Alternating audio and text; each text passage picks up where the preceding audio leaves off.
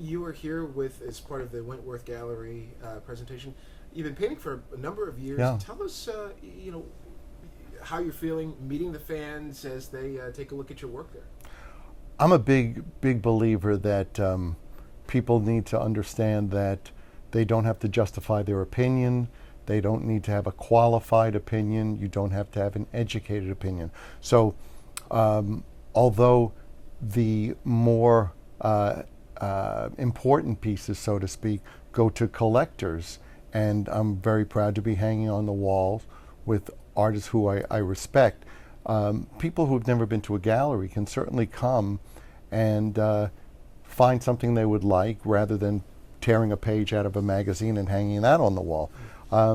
It's just important for people to realize that an opinion is valid because it's theirs and it doesn't need to be justified. So for me, art has been amazing because I've managed to perhaps introduce people who don't know anything about art to it. And on the other hand, the serious collectors and people who acquire the more important pieces have also, in a sense, validated what I'm doing by putting the pieces in their homes and embracing my art. So it's been incredible for me.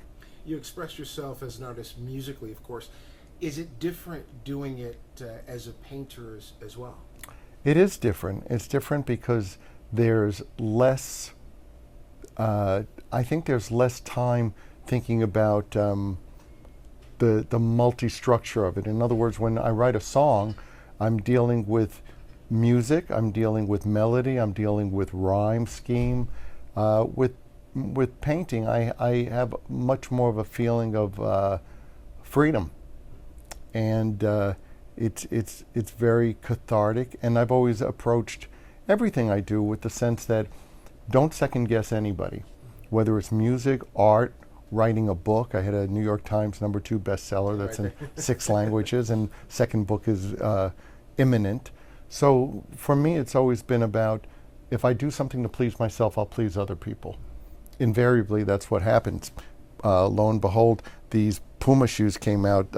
I did a line of shoes for Puma this past month, and sold out around the world the next day.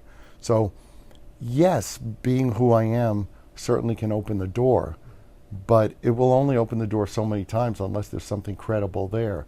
So this is 50 years. So I must be doing something right.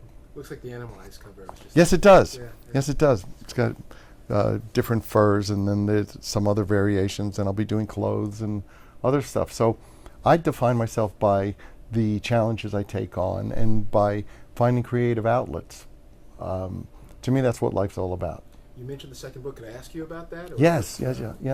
Second book is almost, in a sense, a companion to the first.